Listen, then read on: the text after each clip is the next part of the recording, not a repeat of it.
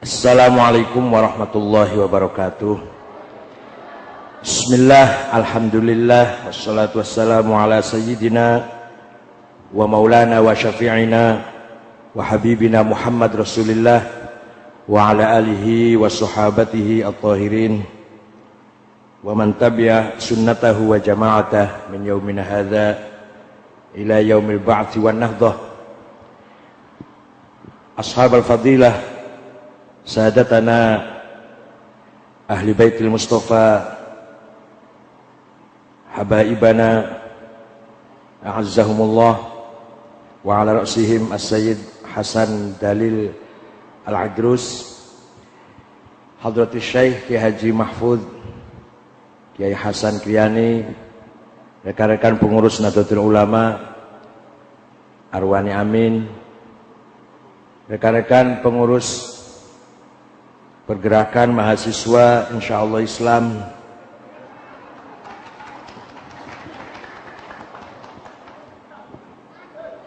pimpinan forum umat Islam wilayah 3, terutama Ustadz Syekhu, sadati wa sayyidati ayyuhal hudur,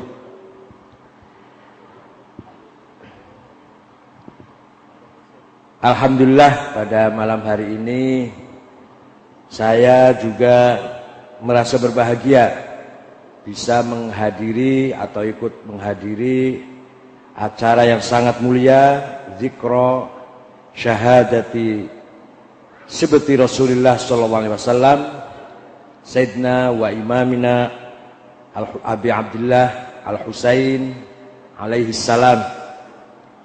Mudah-mudahan kita semua mendapatkan berkahnya, mendapatkan syafaatnya, sehingga kita menjadi umat yang selamat, bahagia dunia akhirat. Amin ya rabbal alamin. Soal ada halangan tempatnya pindah, saya harap kepada seluruh panitia jangan marah, maafkan mereka yang memindahkan tempat acara ini, maafkan ya. Jangan marah, jangan dendam. Allahumma hdihim fa innahum alhamdulillahilladzi ja'ala a'da'ana humaqa. Hadirin yang saya hormati, setelah Al-Khalifatur Rasyid yang keempat, Al-Imam Sayyidina Ali bin Abi Thalib dibantai, dibunuh pagi Jumat tanggal 17 Ramadan tahun 40 oleh seorang yang namanya Abdurrahman ibn Muljam. Pembunuh Sayyidina Ali ini orangnya qaimul lail, shaimun nahar, hafizul Quran. Yang bunuh Sayyidina Ali itu orangnya tiap malam tahajud sampai jidatnya hitam. Tenang itu, betul itu. Tiap siang, tiap hari puasa. Hafiz Quran. Mengapa dia membunuh Sayyidina Ali? Karena menurut dia Ali itu kafir. Telah kafir, keluar dari Islam. Kenapa kafir? Karena Ali menerima hasil rapat manusia. Hukum atau keputusan yang dihasilkan rapat manusia. Padahal la hukma illallah. Tidak ada hukum kecuali hukum Allah. Wa man lam yahkum bima anzalallah fa ulaika humul kafirun. Dan barang siapa menggunakan hukum selain hukum Allah, kafir. Ali menggunakan hukum bukan hukum Allah. Hukum keputusan rapat di Dumatul Jandal. Maka Ali tidak menggunakan hukum Allah, berarti kafir. Kalau kafir harus dibunuh, halal darahnya. Anak kemarin sore mentang-mentang jidatnya hitam, jenggotnya panjang. Ya Allah.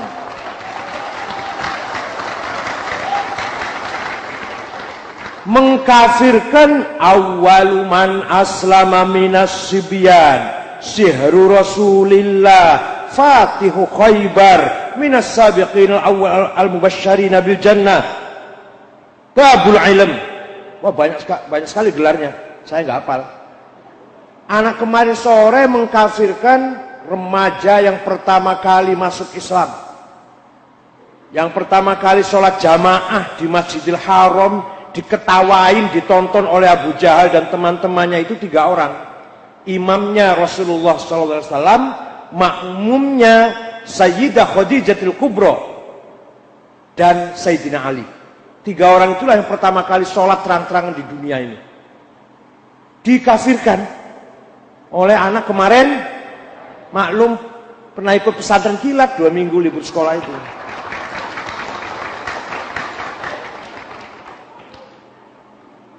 Sihir Rasulullah, menantu Rasulullah. Babul ilm, sahabat yang intelek, yang cerdas. Wah, panjang kalau saya ceritakan kecerdasan Sayyidina Ali, luar biasa. Minas sabiqin al-awwalin al-mubasysyirin bil jannah. Salah satu orang yang sudah dikasih tahu, diberitahu pasti masuk surga. Di samping Abu Bakar, Umar, Utsman, Ali, Talha, Zubair, Abdurrahman bin Auf, Abu Ubaidah Amir bin Jarrah. Itu orang 10 yang sudah dikasih tahu pasti masuk surga. Dan Fatihu Khaybar, Imam Ali lah yang dipercaya oleh Rasulullah memimpin perang, mengalahkan benteng terakhirnya Yahudi di Khaybar. Itu Sayyidina Ali yang memimpin perangnya itu. Dan termasuk beliau juga orang yang selalu hadir, selalu ikut bersama Rasulullah di peperangan-peperangan perjuangan jihad fisabilillah. Yang gitu dikafirkan oleh anak kemarin sore namanya Abdurrahman ibn Muljam. Masya Allah. Ini penyakit kayak gini sudah mulai masuk ke Cirebon. Alah, baca Qur'annya pelentang-pelentong. Ngerti nggak itu asbabun nuzul? Ngerti nggak itu tafsir? Ngerti nggak itu mustalah hadis? Sahih, hasan, dhaif? Ngerti nggak itu qiraat sab'ah? Apalagi qiraat sab'ah, qiraat biasa juga bener kok. Ngerti nggak usul fiqh? Ngerti nggak itu ilmu kalam, tarikhut tamaddun, tarikhul hadara wa thaqafah? Ngerti nggak itu? Tahu-tahu mudah sekali mengkafirkan orang atau menyalah-nyalahkan orang. Ya maklumlah mereka fa innahum la ya'allahumma biqaumi fa innahum la. Alah. Alhamdulillah alladzi ja'ala a'da'ana humaqa juhala. Hadirin yang saya hormati.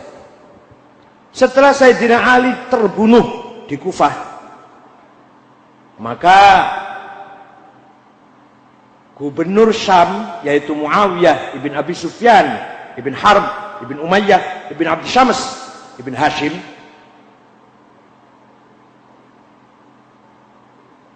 plong, tidak ada saingan, tidak ada yang diperhitungkan lagi. Maka dia mendeklarkan dirinya menjadi penguasa tunggal. Setelah itu buru-buru cepat-cepat mengangkat anaknya yang namanya Yazid, diangkat menjadi putra mahkota yang akan mewarisi tahta. Jadi nanti kalau mati langsung otomatis penggantinya adalah anaknya yang namanya Yazid. Yazid ini ibunya namanya Maisun. Maisun itu orang Badui pedalaman ibunya itu. Malah ibunya nggak senang hidup di istana, kembali ke Badui, kembali ke padang pasir, suka tidur di kemah, suka hidup bebas di padang pasir. Itu ibunya Yazid. Yazid sendiri tidak pernah ngaji, nggak pernah belajar agama, belajar berburu, naik kuda, berpanah, ya itu ya belajar memainkan senjata. Setelah Muawiyah meninggal, Yazid langsung menjadi penggantinya, penguasa umat Islam. Datanglah atau diutuslah beberapa utusan berangkat dari Damaskus ke seluruh provinsi mengambil baiat, mengambil sumpah setia dari tokoh-tokoh yang ada di situ agar bersumpah setia pada penguasa Yazid, ke Mesir, ke Basra, ke Kufah, kemana-mana, dan diantara lain ke Madinah. Sampai datang di Madinah, para sahabat besar Abdullah bin Umar antara lain dan lain-lainnya mau baiat karena dipaksa di bawah intimidasi. Kecuali imamna al-imam Sayyidina Husain, beliau jawab, nanti saya pikir dulu malam ini. Beliau tidak langsung baiat, walaupun yang lain-lain juga mengajak baiat, termasuk Ibnu Umar. Udahlah kita baiat aja lah, udahlah kita baiat aja lah. Kita kepaksa ini, kalau enggak, waduh, semuanya bisa terancam semuanya. Kayak dulu waktu zaman Orde Baru gitu kan kira-kira. Sayyidina Husain pulang ke rumah, malam-malam di dalam kegelapan malam, beliau dengan seluruh keluarganya meninggalkan kota Al-Madinatul Munawwarah menuju Makkatul Mukarramah, itu di malam hari dengan membawa seluruh keluarganya. Bayangkan, dari Madinah ke Mekah itu kalau naik bis saja atau naik mobil saja minimal 5 jam, paling cepat 6 jam lah. Ini jalan kaki lah kira-kira. Masuk kota Mekah, Syawal, Dzulqa'dah, orang pada datang haji. Begitu Yaumut Tarwiyah tanggal 8, orang-orang jamaah pergi ke Mina, jamaah haji.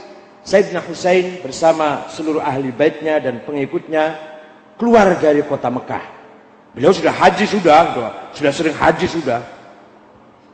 Kayak kita sudah sering haji, masih setiap tahun haji jadi koordinator pisan malah. Lumayan lebihannya untuk bangun mushola. Sayyidina Husain keluar dari Mekah, di tengah jalan jumpa dengan seorang penyair yang terkenal, namanya Farozdak. Itu penyair terkenal itu. Tanya. Sebelum jumpa Farozdak dulu, dinasihati oleh seorang penasehat, kalau engkau mau melakukan perjuangan, jangan ke Kufah. Karena orang Irak itu mudah sekali khianat. Itu sudah karakternya orang Irak.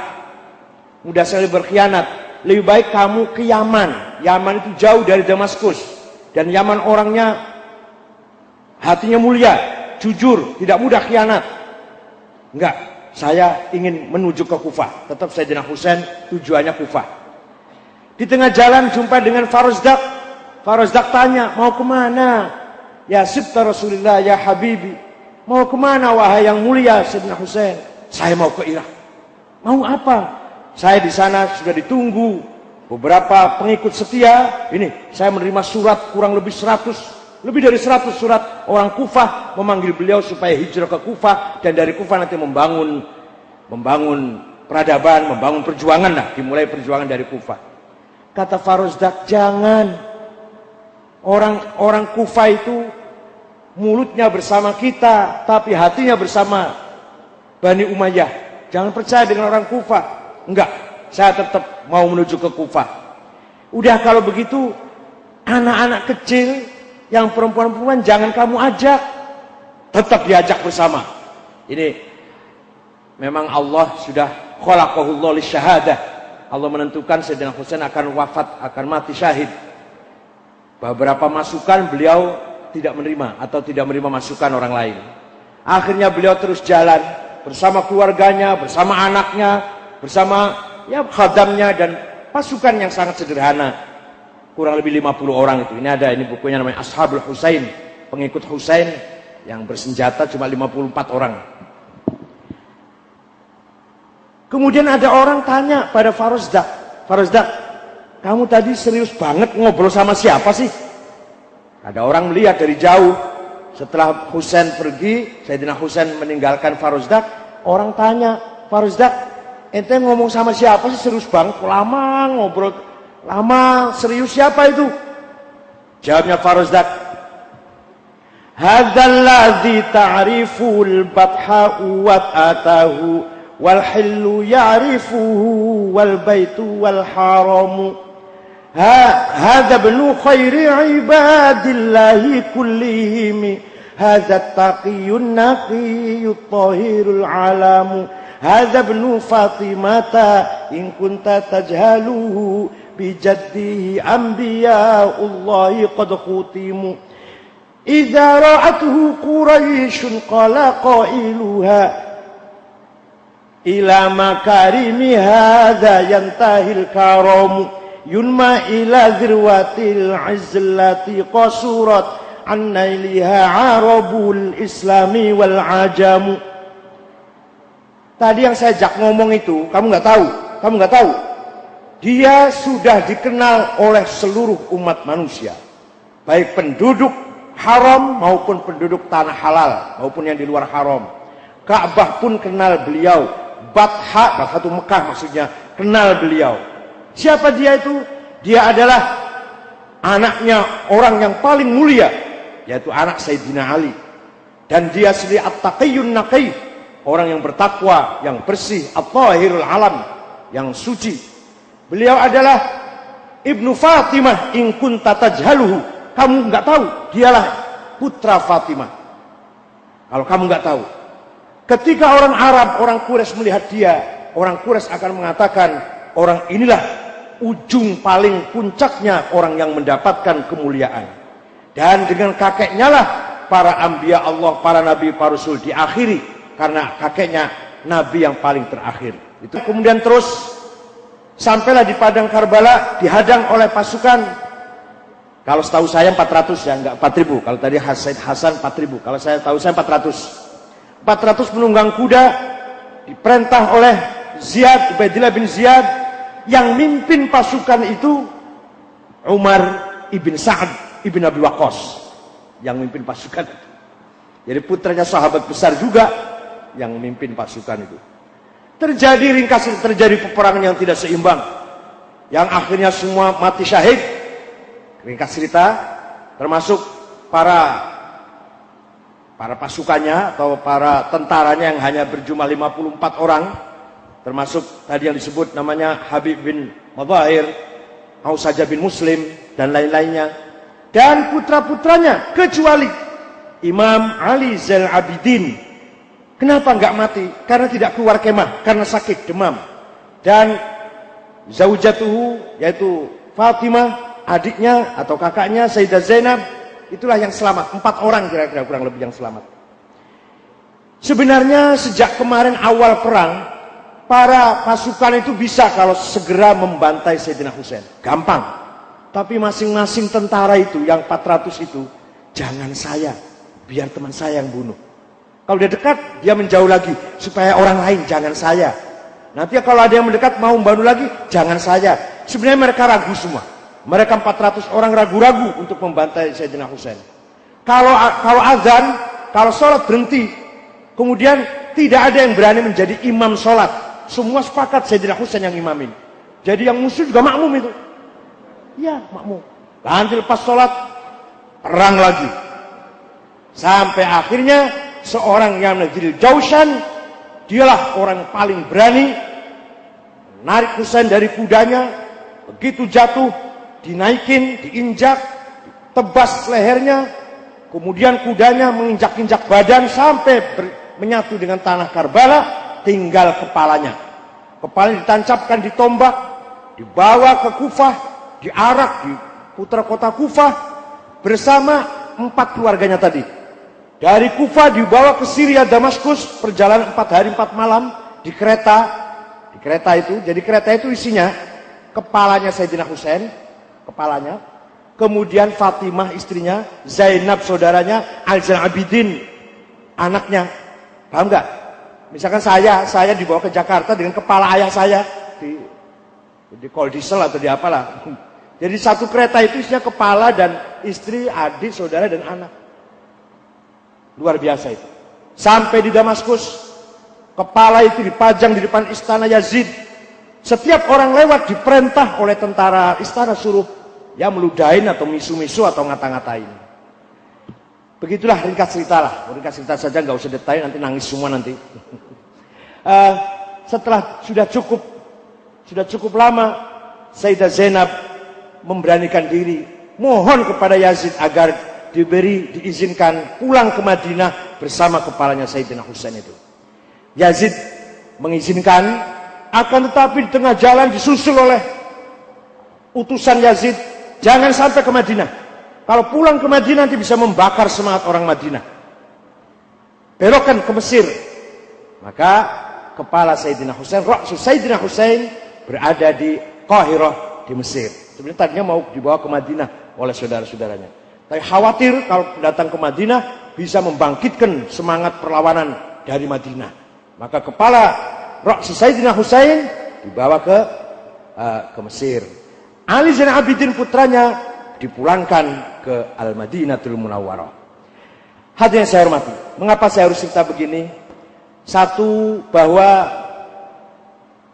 yang harus kita ambil pelajaran, ideologi, perjuangan, agama, keyakinan tidak bisa besar tanpa ada pengorbanan, tanpa ada syahadah. Ini lepas dari masalah agama apa saja. Kristen bisa maju, banyak pengorbanan itu. Hindu, Buddha masih tetap ada, banyak pengorbanan juga. Islam pun bisa sampai sekarang masih kuat karena banyak darah syuhada, banyak pengorbanan nyawa, darah yang mengalir demi mempertahankan keyakinan. Pertama kali yang syahid di dalam agama Islam, pertama kali nyawa hilang dalam agama Islam, tadi yang disebut oleh Said Hasan Dalil tadi, Sumayyah. Sumayyah itu istrinya Yasir, ibunya Ammar bin Yasir, yang dibunuh oleh Abu Jahal. Kemudian seminggu kemudian suaminya Yasir juga dibunuh. Seminggu kemudian Ammar akan dibunuh pura-pura murtad, pura-pura keluar dari Islam. Wa qalbu mutmainnun illa man ukriha wa qalbu mutmainnun, itu Sayyidina Ammar ibn Yasir, putranya Sumayyah. Begitu pura-pura murtad, beliau lari menuju Rasulullah, lapor bahwa saya tadi pura-pura murtad, pura-pura mencaci maki engkau ya Rasulullah. Tapi hatimu bagaimana? Hati saya sedikit pun tidak bergeser dari iman. Ya tidak apa-apa. Itu adalah orang yang terpaksa dalam keadaan darurat lah. Ini pertama kali orang yang mati syahid dalam Islam adalah perempuan. Jadi kalau laki-laki itu omongnya jangan besar. Kalau perempuan buktinya sudah. Darah mengalir pertama adalah Sumayyah. Seterusnya syuhada Badar, syuhada Uhud, Sayyidina Hamzah bin Abdul Muttalib, Mus'ab bin Umair, itu semua adalah syuhada, darah yang mengalir demi melanggengkan, membesarkan perjuangan agama Islam. Dan yang kita hauli malam ini juga syahadatu sibti Rasulullah, syahadah Imam Sayyidina Husain, tidak akan percuma, tidak sia-sia.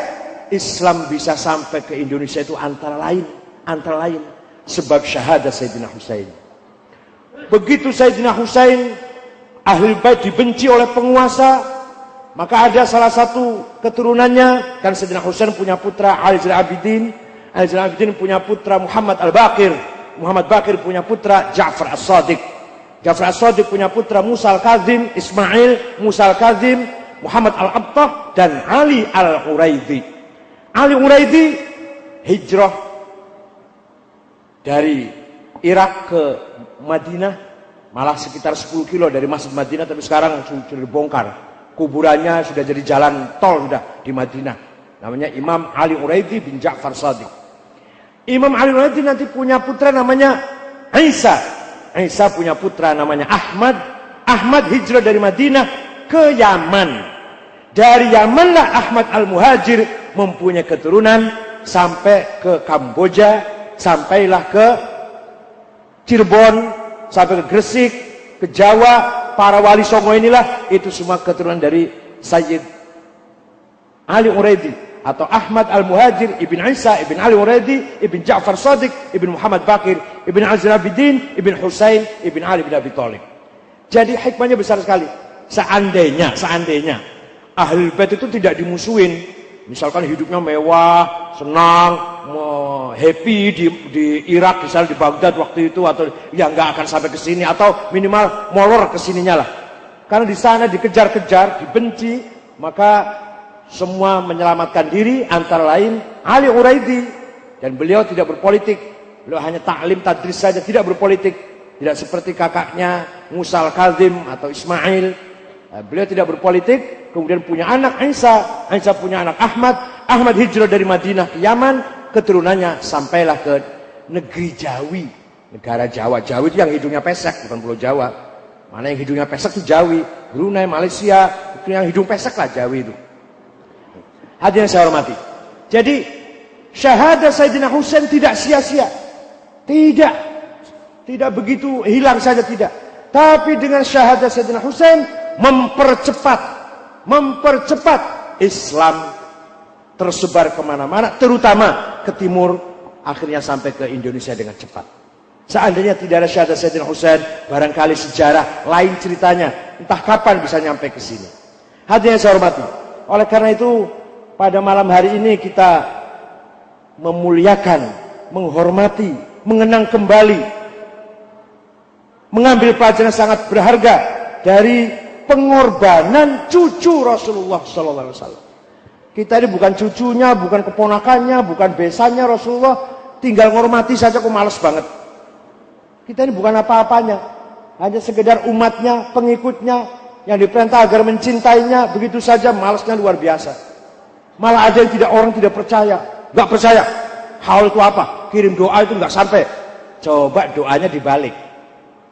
Saya nggak percaya kalau saya doakan bapak sampean masuk surga, kirim mudah-mudahan diampuni. Nggak percaya. Sudah saya balik doanya. Mudah-mudahan bapak sampean cempet di kuburan.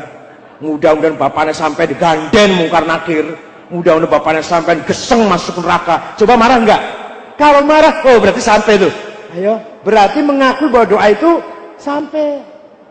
Paham enggak? Paham enggak? Paham enggak? Saya mendoakan Allahumma firlahu warhamhu wa'afihi wa'fanhu wa jangan enggak percaya. Enggak akan sampai doa itu untuk orang mati udah. Doakan mudah-mudahan diampuni masuk surga. Dibalik aja doanya.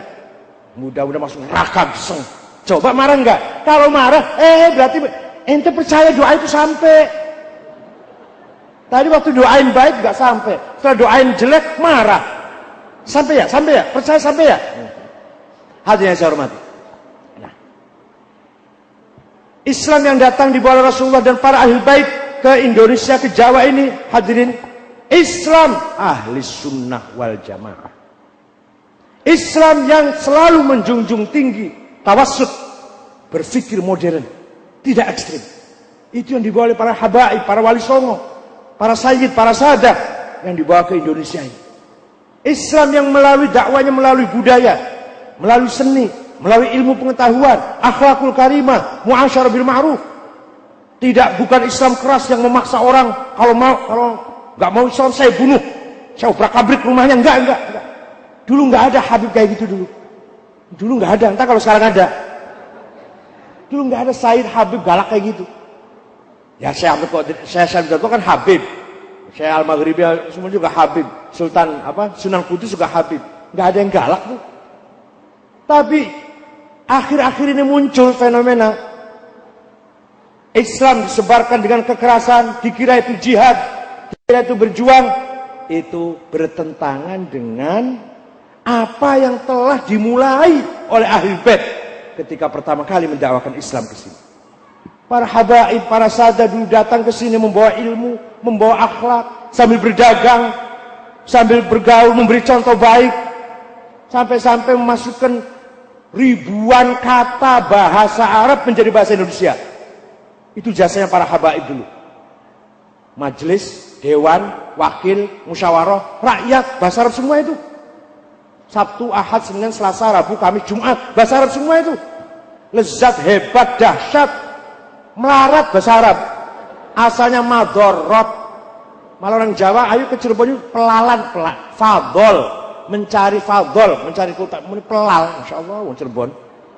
Asal mulanya fadol, mencari keutamaan, katanya mencari pelal buludan ke Cirebon. Banyak sekali, ribuan kata menjadi bahasa Indonesia. Selama ribuan kata asli bahasa Arab itu masih kita pakai, selama itu pula Islam masih ada. Nah itu, dulu cara berjuangnya seperti itu. Coba sekarang yang paling hebat, yang paling rasa Islam itu, coba tiap bulan masukkan bahasa Arab jadi bahasa Indonesia 5 aja tiap bulan. Bisa enggak? Yang paling Islam itu loh. Kalau saya kan kurang Islamnya. Yang paling Islam itu yang dulu para wali, para ulama bagaimana mewarnai, memodifikasi, memoles budaya Jawa menjadi terwarnai dengan Islam. Tidak ada paksaan dalam dakwah, tidak ada ikrah dalam dakwah, dan itu sesuai dengan ajaran Islam. Ada seorang namanya Al-Hasin dari Bani Salim, dari Khazraj. Hasin bisad ya, Hasin. Dia musyrik, punya 2 anak masuk Kristen, 2 anaknya masuk Kristen. Ini masih musyrik. Begitu Rasulullah datang ke Madinah, dia masuk Islam, si Hasin ini. Nah setelah masuk Islam, si Hasin memaksa anaknya supaya masuk Islam. Yang sudah Kristen sejak dulu itu. Turun ayat Al-Quran, La ikraha fiddin. Qad tabayyana rusydu. Jadi asbabun nuzulnya la ikraha fiddin itu, salah satu sahabat Rasul Al-Hasin dari Bani Sulaim, dari Khazraj, memaksa dua anaknya agar masuk Islam, yang dia sudah Kristen sudah lama. Sebelum dia masuk Islam, anaknya dua sudah masuk Kristen. Dipaksa untuk masuk Islam. Turun larangan dari Allah. La ikraha fiddin. Jangan maksa cara dakwah itu. Oleh karena itu, mari kita kelompok yang ahli sunnah, kelompok ahli bait, kelompok muhibbi ahli bait, kelompok yang mencintai ahli bait, mencintai Sayyidina Husain. Mari kita tunjukkan bahwa kita berakhlak, bahwa kita mempunyai akhlak yang tinggi. Jangan sekali-kali menggunakan kekerasan. Sama sekali tidak menggunakan syiddah wal ikrah, memaksa, kekerasan harus kita jauhi. Tetap kita harus dakwah dengan bil hikmah wal mau'izatil hasanah wal mujadalah. Rasulullah ketika Fathu Makkah Ramadan tahun 9 Hijriah, begitu masuk kota Mekah, beberapa banser entah dari mana, banser dari Jawa Timur barangkali, itu bawa spanduk sambil ngomong begini, Al-yaum yaumul malhamah. Hari ini hari berdarah-darah, hari pembalasan. Yang dulu membunuh kita bunuh lagi. Yang dulu nempeleng kita tempeleng lagi. Yang dulu menghina kita hina lagi. Rasulullah dengar, siapa itu? Rasulullah, Banser Pasuruan namanya. Ganti. Banser Cirebon aja, Banser Cirebon. Tarik itu Banser itu, ganti Banser Cirebon. Al-yaum yaumul marhamah. Hari ini bukan hari pembalasan, tapi hari saling membangun kembali kasih sayang, membangun kembali saling merahmati.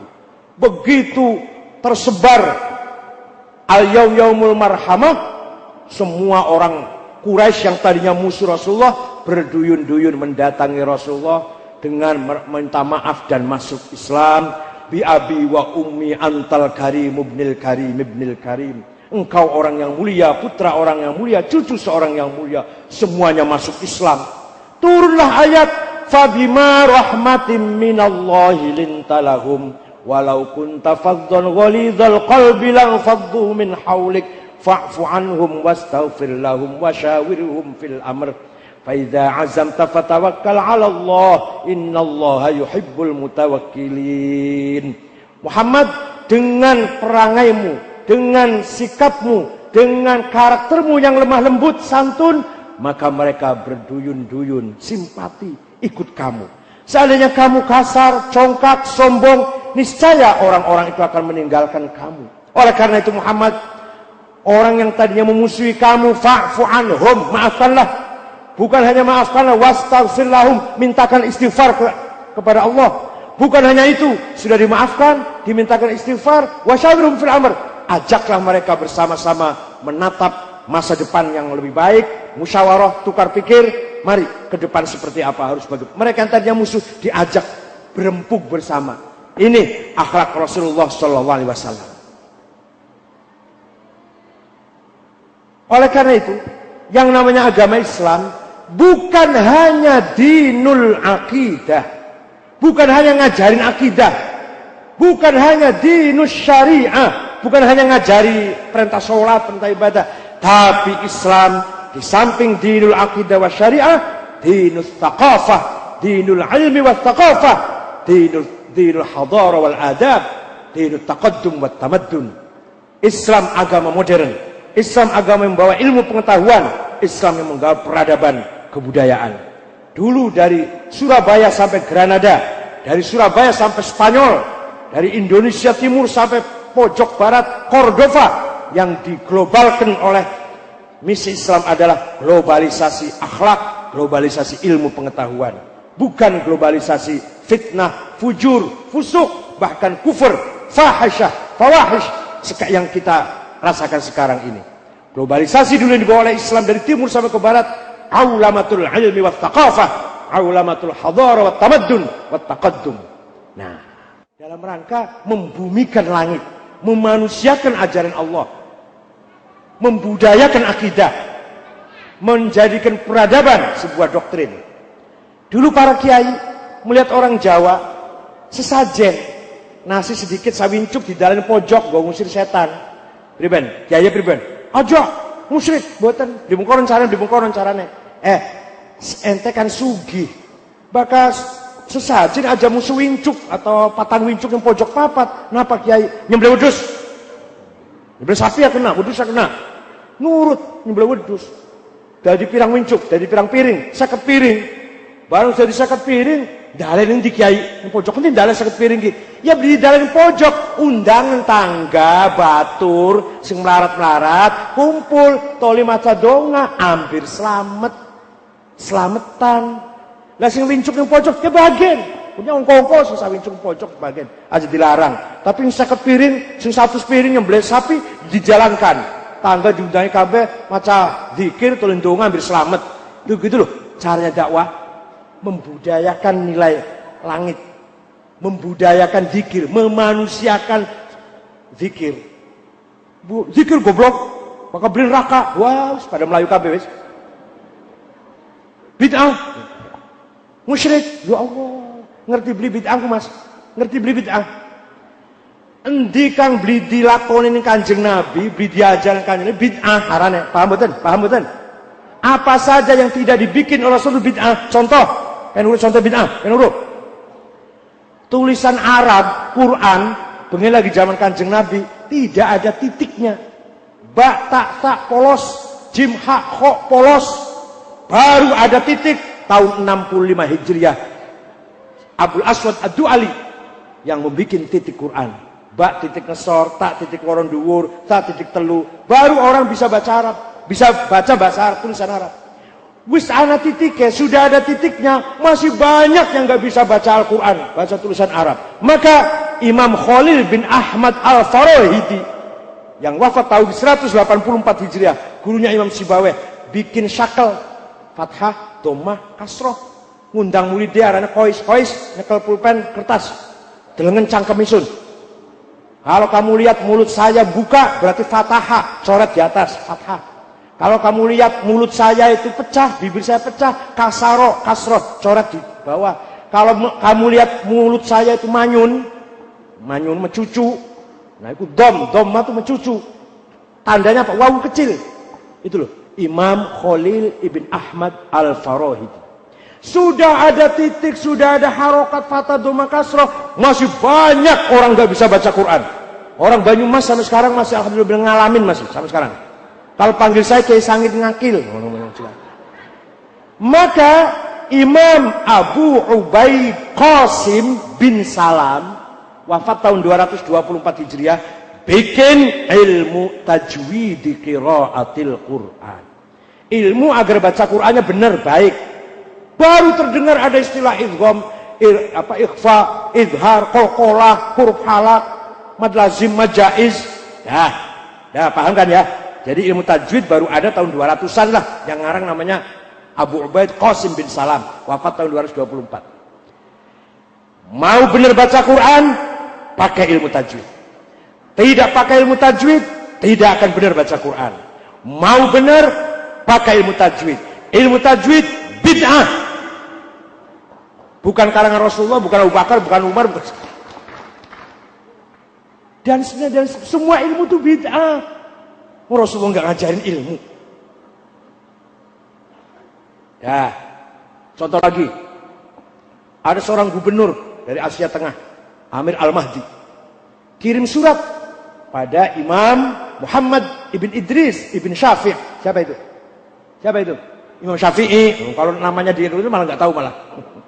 Namanya Muhammad ibn Idris bin Syafi'i. Lahir tahun 150, wafat tahun 204 Hijriah. Imam Syafi'i itu usianya cuma 54, masih tua saya 55. Imam Syafi'i itu usianya cuma 54. Dapat surat dari gubernur, isinya tanya Syekh Imam, saya kalau baca Quran kelihatannya ayat satu dengan ayat yang lain bertentangan. Ada lagi ayat dengan hadis bertentangan. Ada lagi hadis dengan hadis tabrakan. Gimana Syekh? Imam Syafi'i panggil muridnya namanya Muzni. Ambil kertas yang banyak, ambilnya yang banyak kertasnya. Ambil pulpen yang banyak tintanya. Tulis Uktub Ar-Risalah. Tulis surat ya. Jawab pertanyaan. Jadilah Ar-Risalah suratnya Syafi'i itu 300 halaman. Jadi kitab namanya Ar-Risalah, cikal bakal prinsip-prinsip ilmu usul fiqh, thariqatul istinbat, thariqatul manhajul istidlal, bagaimana memahami Quran, bagaimana memahami hadis, bagaimana cara ijma, bagaimana qiyas aulawi, qiyas tamthili, qiyas burhani, qiyas khitabi, qiyas ya Allah. Setelah ada usul fiqh, kitab Ar-Risalah, maka orang bisa bagaimana cara memahami Quran dan hadis. Dilalatul alfaz ala ma'aniha, mu'am, khos, mujmal, muqayyad, mufassal, gitu. Nah, setelah ada usul fiqh, baru lahir ilmu fikih. Setelah ada ilmu fikih, baru ada bunyi begini. Arkanus sholati arba'ata asyar.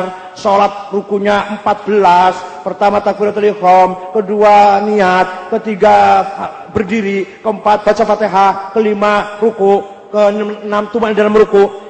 Di Quran tidak ada penjelasan itu.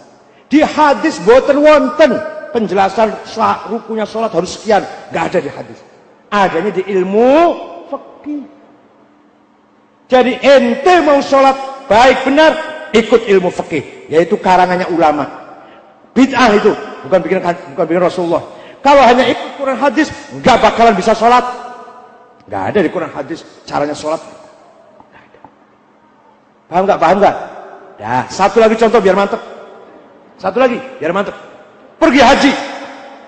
Kang Wawan baru datang haji, Kang Wawan nih. Ada orang pergi haji, masuk hotel apa yang paling bagus, Grand Zamzam, yang paling dekat dengan haram. Ambil kamar yang bagus, suite yang luas.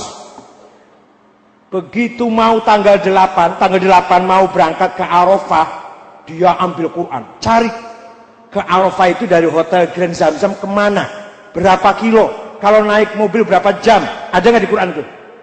Ada nggak di Quran? Lihat di Quran, mencari dari hotel ke Arafah, ke utara, ke barat, atau selatan, apa ke timur, berapa kilo, berapa jam, kalau jalan kaki berapa jam, ada nggak di Quran itu? Nggak ada. Cari di hadis Bukhari Muslim, buka semua dari awal. Ada nggak itu? Nggak ada.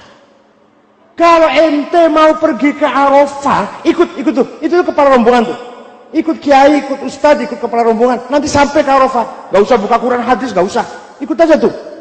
Nah, ikut saja itu bahasa Indonesia, bahasa Cirebon melu apa kah? Cirebon, pun paham? Bahasa Sunda ngiring, pengen luri bahasa Arab. Bahasa Arab. Bahasa Indonesia apa tadi? Kalau kamu ingin sampai ke Arafah, ikut kepala rombongan itu. Bahasa Cirebon melu abeka. Bahasa Sunda ngiring wae. Bahasa Arabnya taklidlah pada orang itu. Kalau kamu ingin cepat sampai ke Arafah, taklid pada orang itu. Nyampe ke Arafah. Kalau cari sendiri Quran hadis di hotel, Kang Wawan sudah pulang, dia masih di sana, masih cari di Quran. Mana itu Arafah itu? Dari hotel kemana Arafah? Ke utara apa ke timur? Berapa kilo? Kalau naik mobil berapa jam? Ada nggak di Quran itu? Gobloknya nggak selesai, Masya Allah. Mau ke Arafah cari di Quran. Jadi kita ini tidak bisa melaksanakan ibadah dengan baik tanpa ilmu fikih. Ilmu fikih bukan bikinan Rasulullah, bukan bikinan Abu Bakar, Umar, Utsman, Ali, atau Sayyidina Husain yang enggak ngajarin fikih. Bikinannya ulama antara lain Imam Syafi'i, Imam Hanafi, Imam Malik, Imam Ahmad bin Hanbal, Imam Nawawi, itu antara lain-lainnya juga banyak sekali. Mau benar ibadah, ikut imam-imam itu. Enggak ikut, salah semua ibadahnya.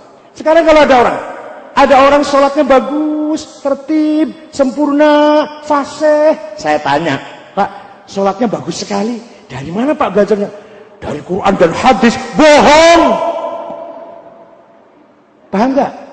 Kalau ada orang sholatnya bagus, baca Qurannya bagus, selesai saya tanya, Pak, sholatnya bagus sekali Pak, sempurna lah, hebat sholatnya, fasih bacanya. Dari mana Pak? Dari Quran dan hadis. Bohong. Pasti jawabnya dari bapak saya, dari guru saya. Nanti mentok-mentoknya gurunya itu dari Sapinah. Kegedean Sapinah, fasolatan. Kegedean fasolatan, tuntunan salat. Karangan salat tuntunan salat. Jadi yang namanya ilmu itu, yang namanya ibadah itu harus dengan ilmu. Sedangkan ilmu bukan karangannya Rasulullah atau para sahabat, tidak. Mustalah hadis, wong kudu wuruh hadis sahih, dhaif, hasan, hadis kena dinggo tak beli. Dari siapa itu? Dari ilmu mustalah hadis. Siapa yang bikin mustalah hadis? Imam Syihabuddin Ar-Romahurmuzi tahun 99 Hijriah atas perintah Khalifah Umar bin Abdul Aziz. Zaman sahabat gak ada ilmu mustalah hadis. Zaman sahabat gak ada sahih, dhaif, mungkar, maktu, mursal, marfu, gak ada. Ada istilah itu setelah tahun 99 Hijriah. Imam Syihabuddin Ar-Romahurmuzi atas perintah Umar ibn Abdul Aziz, karena sudah banyaknya hadis dhaif, hadis palsu. Itu loh. Jadi Islam itu agama ilmu pengetahuan, agama peradaban, agama budaya, agama akhlakul karimah. Bukan hanya doktrin, bukan hanya ajaran, bukan hanya iman dan ibadah, bukan. Sehingga kayaknya Islam sangar ya. Doktrin sangar, galak. Enggak, Islam itu adalah akhlak, Islam adalah perilaku yang baik. Islam adalah pergaulan yang husna, muasyarah yang baik. Di samping Islam juga ya memang akidah dan syariah. Tapi jangan berhenti di situ. Oleh karena itu, kesempatan malam hari ini, mari tingkatkan akhlak kita. Tingkatkan ilmu pengetahuan kita. Pahamilah Islam dengan baik, dengan benar. Kalau memahami ayat Quran tidak bisa polos, gak bisa langsung, harus didukung dengan perangkat-perangkat asbabun nuzul, ilmu tafsir, ilmu qiraah, baru bisa paham Quran sedikit-sedikit. Baru bahasa Arab, ngerti bahasa Arab, nahwu sorofnya, baru paham Al-Quran. Ingin memahami hadis, harus menguasai ilmu mustalahil hadis. Jangan cuma ngambil dari kalender 6 kemudian dikira paling ahli hadis. Rawahu kalender, bukan rawahu Bukhari Muslim. Nanti suruh ceramah 6 kali habis hadisnya, sebab kalendernya 6 lembar. Begitu dipanggil ceramahnya 6 kali, habis hadisnya. Karena kalendernya 6 lembar. Nah, jangan sampai seperti ini, memalukan. Islam tidak menghendaki kita bodoh. Islam mendorong kita berilmu, cerdas, maju dan modern.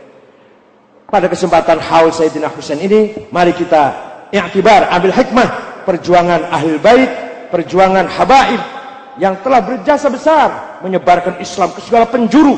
Kalau turunannya Sayyidina Hasan menyebarkannya ke barat sampai ke Maroko, itu turun Sayyidina Hasan. Kalau turun Sayyidina Husain kebanyakan ke timur, ke sini. Semua ada hikmahnya, semuanya ada rahasia.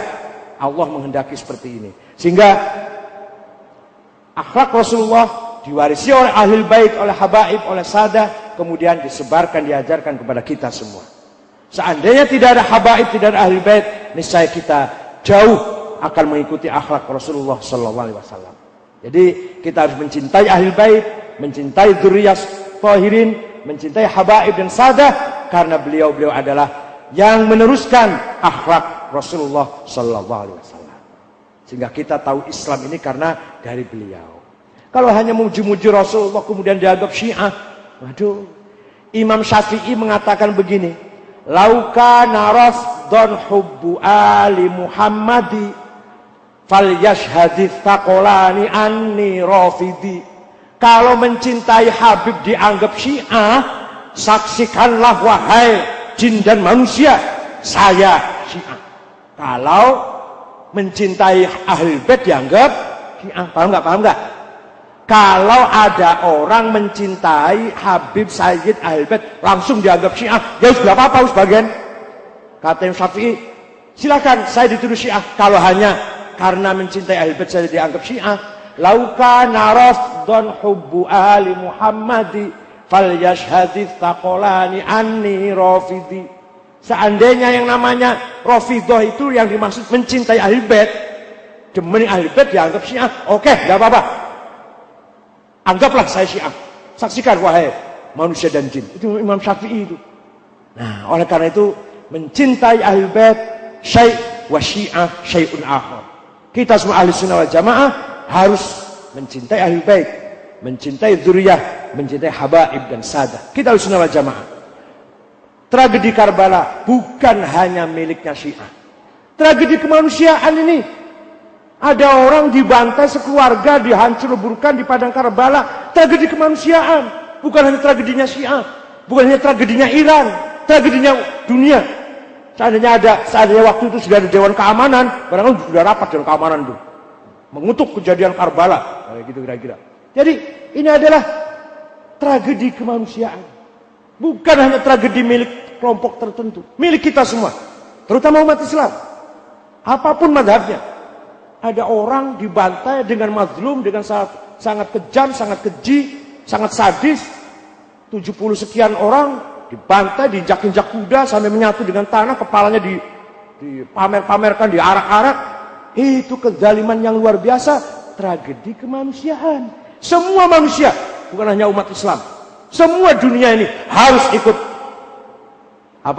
harus ikut sedih dengan kejadian Karbala ini. Bukan hanya Syiah, bukan hanya Ahli Bait, kita semua umat Islam harus, bahkan semua manusia harus mengutuk pelaku pembantaian di Karbala. Gitu loh. Jadi kalau kita masih ada kemanusiaan, masih ada rasa kemanusiaan, kita harus ikut sedih dengan kejadian Karbala. Apapun alasannya, kita harus ikut sedih, ikut berduka, ikut prihatin bahwa sejarah Islam terjadi seperti itu. Ini kejadian tragedi manusia yang diinjak-injak. Ini adalah hak asasi manusia ini. Jangan hanya punya itu acaranya Syiah, itu acaranya Ahlul Bait. Gobloknya nggak rampung-rampung sih ya, Masya Allah. Hadirin yang saya hormati, mari dimulai dari malam ini seterusnya, jadikan kota Cirebon khususnya umat Islam yang ramah, umat Islam yang santun, umat Islam yang beradab, yang berbudaya, berakhlak. Lawannya apa? Lawannya beradab apa? Lawannya opositnya beradab. Maka beli apa arane? Jahiliyah arane. Bahkan wong karpe dewek main hakim sendiri, ngaku bener dewek, ngaku paling hebat dewek. Apa arane? Paham, alhamdulillah, paham lah. Ya, lawannya tamadun, thaqafah, hadharah, lawannya adalah jahiliyah. Main hakim sendiri, mengaku benar sendiri, meremehkan orang lain, tidak menghargai hak asasi orang lain, itu namanya jahiliyah. Lawannya thaqafah dan tamadun. Jadi lawannya jahiliyah bukan Islam, lawannya Islam bukan jahiliyah, lawannya Islam kufur, tapi lawannya ya, alhamdulillah kita yang ada di sekarang, yang di malam hari yang ada di sini, orang-orang yang mutamaddin, mutahaddir, mutaqaffin, orang beradab, berakhlak, berbudaya. Orang yang menghalangi acara ini barangkali itulah yang mudah-mudahan diampuni oleh Allah, dan besok dia menyesal, dan insya Allah mudah-mudahan di lain kesempatan mereka akan menerima acara ini. Tunggu saja, sabar sajalah. Syukran wa dumtum fil khairi wal barakati wan najah, wallahul muwaffiq ila aqwamit thoriq. Wassalamualaikum warahmatullahi wabarakatuh.